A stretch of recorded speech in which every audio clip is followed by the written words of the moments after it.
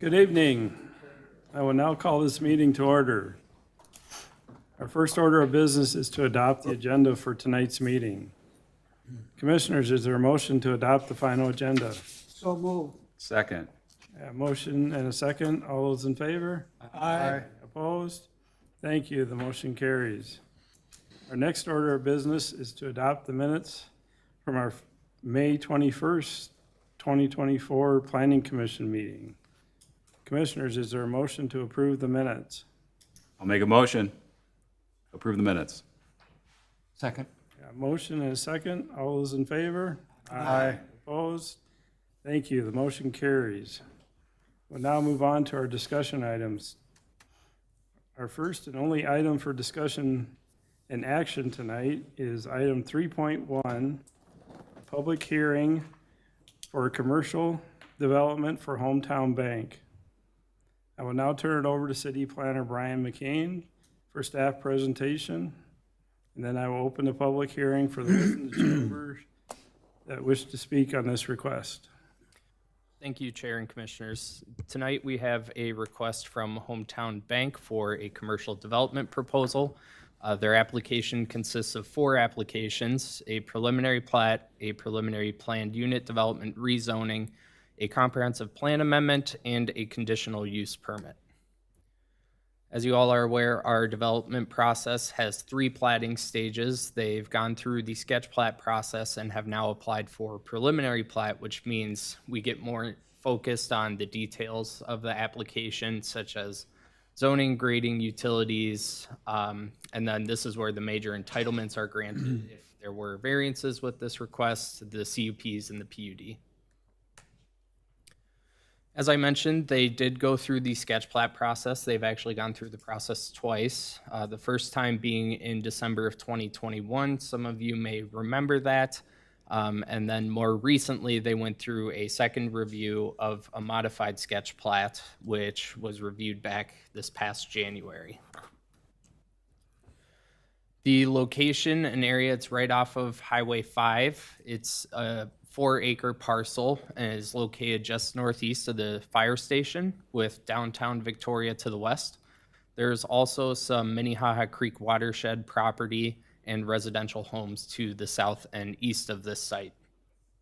The proposed uses this evening include a 1.5-story combined coffee shop and bank building with a future 2-story phase, which we're anticipating potential office or medical uses.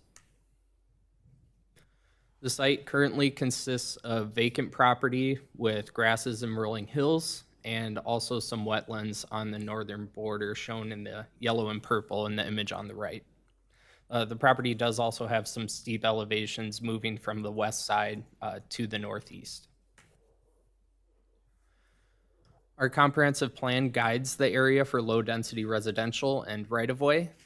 They are proposing to re-guide that to downtown mixed use for the future land use, which requires a comprehensive plan amendment. This downtown mixed use does allow a smaller retail scale or office buildings as well as residential units between 24 and 75 units per acre. So our downtown mixed use district is to improve on the comfortable and safe environment for pedestrians and cyclists with strong links to trail amenities. This is from our comp plan. This is our downtown phasing or downtown guided map.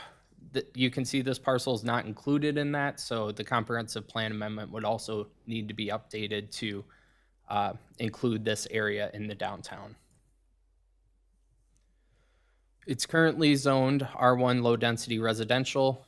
They are proposing a rezoning to Central Business District with a PUD, and then that district would allow them to have drive-in establishments with a conditional use permit, as well as permitted uses such as the medical and office uses. So here's a comparison of the sketch plat, which you reviewed in January, and the preliminary plat that they're proposing this evening. I've highlighted some of the changes between then and now, including some additional parking areas and connections to the site to the north, as well as reducing the width of the drive-through lane at this intersection and including a trash enclosure area for the building. And then additionally, they've included stop signs through the intersecting drive-through uses, with the bank users being able to exit directly onto the road that goes to Highway 5. And here's some more changes from the sketch plat to the preliminary plat. They've connected this area on the north side to make it one continuous loop throughout both sites, and they've also shifted the location of the 88 parking stalls. Regarding the conditional use permit request for drive-in establishments, there are 3 standards that have to be met. The first one being that it can't be located within 100 feet of any portion of a residential district. The current proposal this evening does not satisfy this provision. I believe it's about 75 to 80 feet for the drive-through lanes and the building to the closest residential site. And then also having 2 access points onto a public street. They do only have 1 access available here, which makes this site difficult to have for a conditional use permit drive-through. And then the landscaping front yards, which it does appear to meet those standards. As I mentioned, 2 of those standards are not met. We do have a statutory requirement to respond to their application within 120 days from full application submittal. That date is June 21st, so we're coming up on it. We've requested revisions based on this requirement for the 2 standards for drive-throughs. The applicant has not reached out to us, has not returned calls, has not rescinded their application, so unfortunately we do have to move forward with the process as proposed. Per the city attorney, a PUD cannot be used to circumvent specific zoning standards such as conditional use permit requirements that are in code. He recommended that the applicant proceed with a variance to these 2 standards, and we did let the applicant know this, and they have not responded to that variance either. And this image on the right shows that 100-foot boundary from residential property lines and how much of the site that takes up. There's still, based on wetland boundaries, a significant area where they could reconfigure their site plan to meet standards, but we haven't received any revised plans. Regarding parking, they are showing 25 spaces, or 23 spaces, sorry about that, for the bank portion. This is just a temporary deviation though, because they are proposing future office and medical spaces in excess of what's required. You can see that they'll be providing 3 spaces here, but there are 2 spaces deficient here, and they are meeting the restaurants without liquor requirement of 26 spaces. So they are requesting a PUD deviation for this, as well as a 1-foot reduction in our drive aisle requirements. Regarding landscaping, they are showing boulevard trees incorporated where possible coming off of Highway 5. They don't show foundation plantings, which is one of the requirements of our central business district. They are also not showing buffers or open space calculations because that's not required for the central business district or the shoreland. Or it is required for the shoreland, but they're outside of the shoreland area, so it's not applicable to them. They're also showing some trees within outlots, which are anticipated to become city maintained for wetland buffers. Those trees would ideally not be planted in outlots so that the city does not have to take care of these in the future. And then as an alternative for them, they could pay $100 per caliper inch of replacement if they desire to do so. So looking at tree preservation, there aren't many trees on the site. They're proposing at 85.4% removal, but that's because there are only 14 trees on the site. So they're removing 269 inches, which means their replacement obligation minus the 20% allowable removal comes out to 65.4%. And then also taking out the 2 trees that were preserved for 46 inches, They're required to plant 164.6 inches, which results in about 66 2.5-inch replacement trees, which they've notified in their plan. As I mentioned, this property is outside of the Shoreland Overlay District, so it's not subject to review by the Minnesota DNR or the requirements of our shoreland ordinance. And I mentioned this last time, this would be one of the first properties that is not within our shoreland overlay that's also in our downtown district. Regarding the architecture, the building materials consist of precast concrete, asphalt shingles, natural stone veneer, and off-white tans and gray colors. Those do comply with our central business district design standards. They are also showing a future second story addition, which I've attached here. This was new to us. It was not part of their sketch plat application, so it may impact parking calculations depending on the square footage of included office space that they are showing in this plan. And then regarding the Phase 2 office medical building, we don't have any architectural renderings for that, so they will have to apply for that when they go to final plat for that future Phase 2. Just some rendering comparisons between sketch plat and preliminary plat. You can see a little bit of difference, reduction in some of the stone, but nothing too drastic compared to what they had originally shown. Regarding signage, they are showing 2 wall signs and an entrance sign located at their main entrance point, and then 1 sign for Mocha Monkey, 1 sign on the Hometown Bank side. They're also showing a location of a pylon sign, but they did not provide any architectural renderings of what that sign may look like, and the same goes for directional signage throughout the parking lot.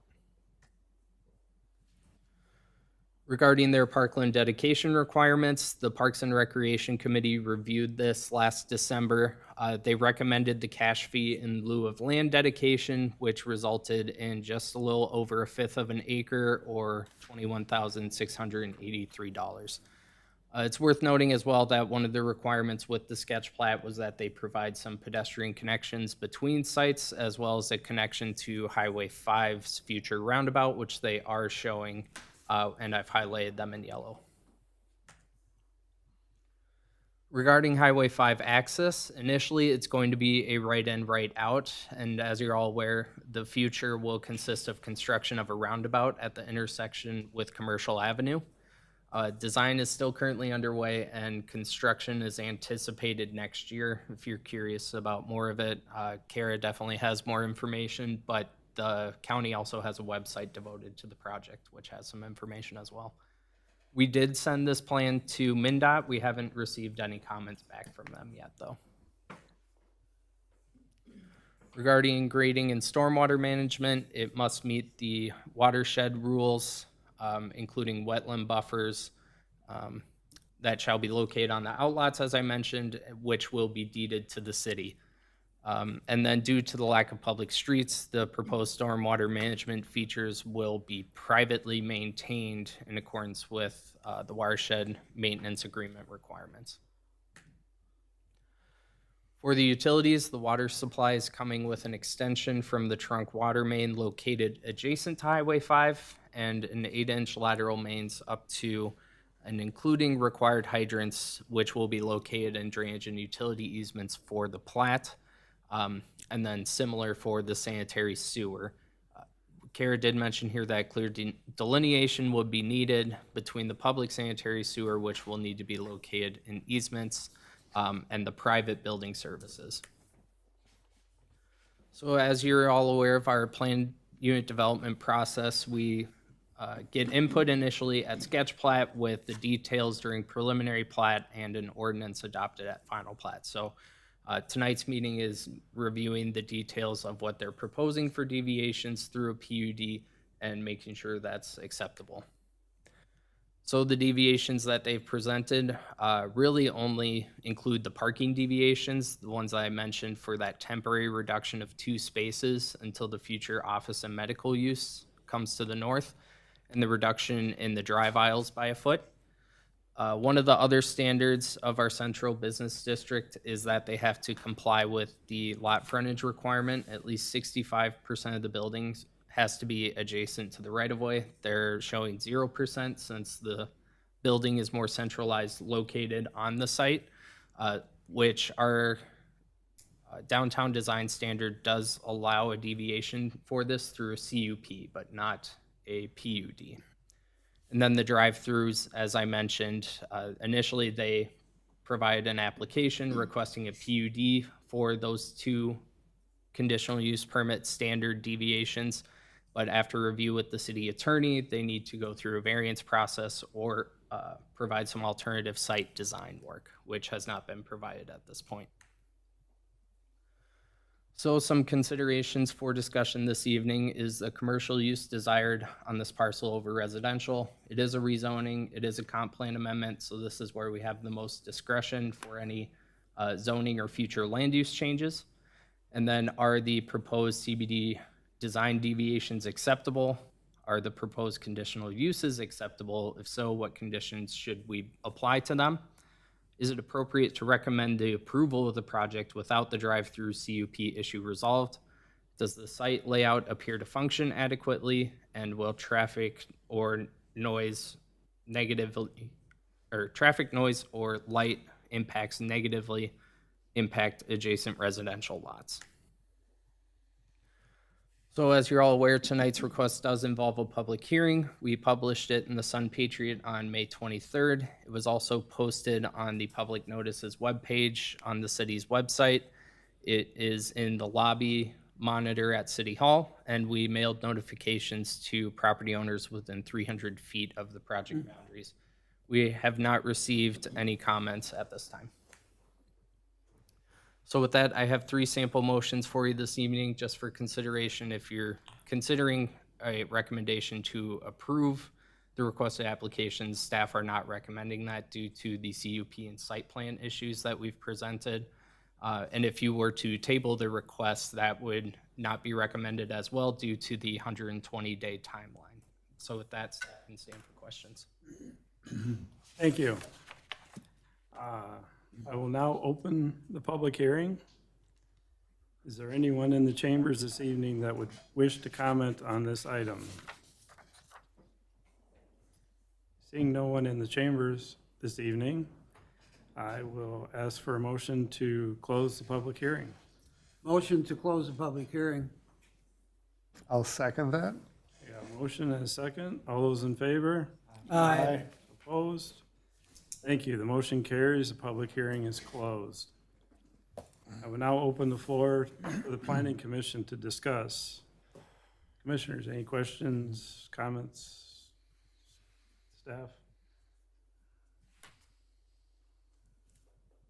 It's hard to know where to dig in. There are so many problems with this application, in my opinion. My primary problem is the proximity to the residential area. And I would feel great empathy for the people affected by the noise and commotion associated with this proposal.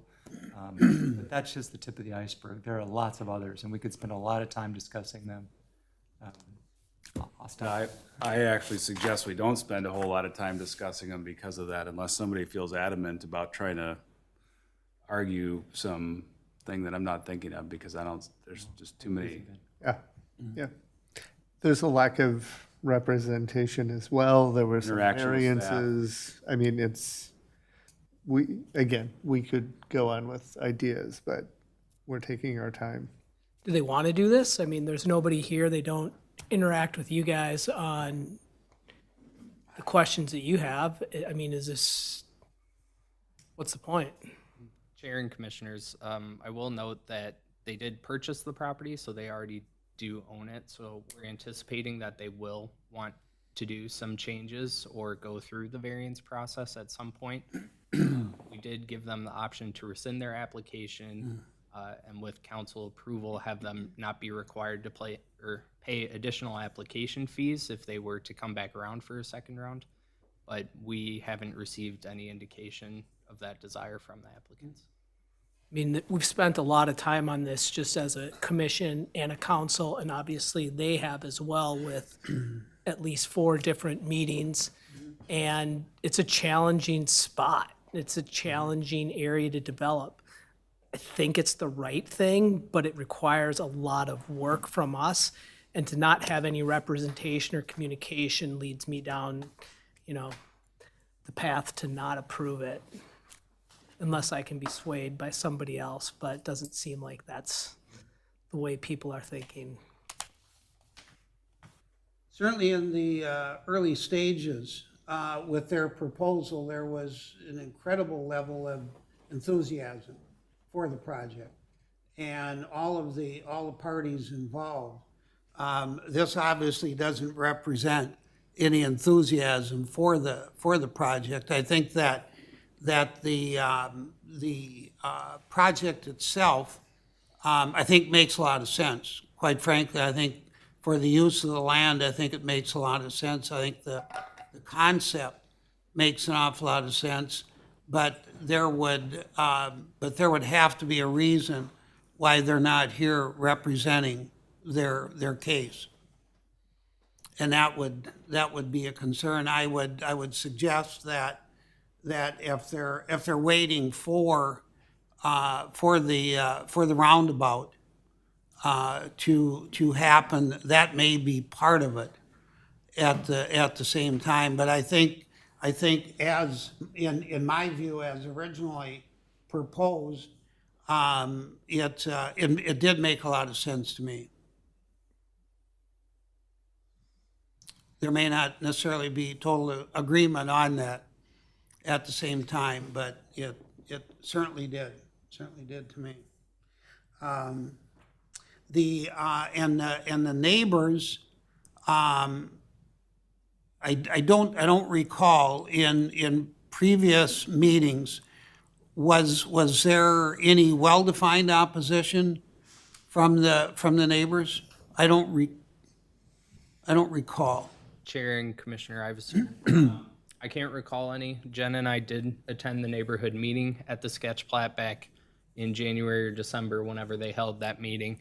And we only recall maybe 3 or 4 residents showing up, and their concerns were regarding traffic and light pollution. And the applicant at the time did let them know that there would be a large retaining wall on the site, which would likely protect their views. They also incorporated a lighting plan with their submittal, which showed that there wouldn't be any foot candles at the boundary line, meaning that the light wouldn't bleed over into adjacent properties. And there were hours associated with the lighting, I believe. Yep. Mhm.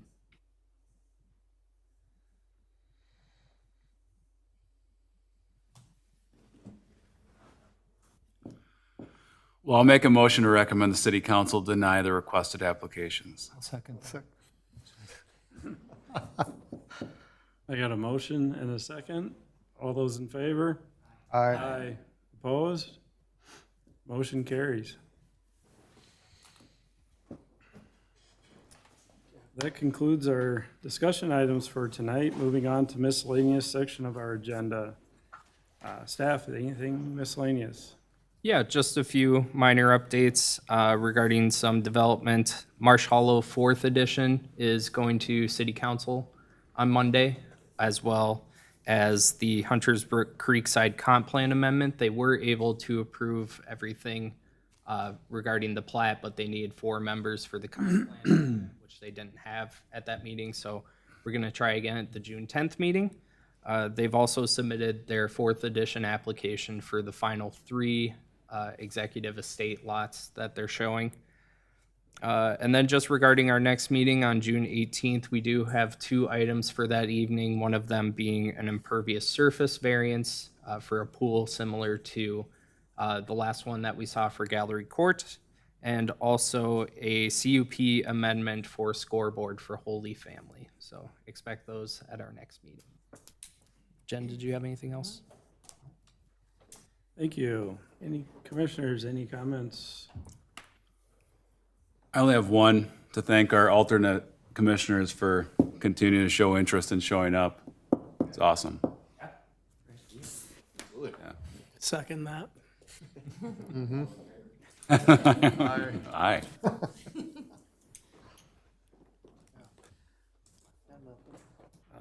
Hearing no more items for this evening, can I get a motion to adjourn?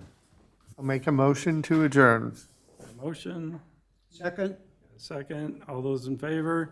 Aye. Aye. The motion carries. We are adjourned.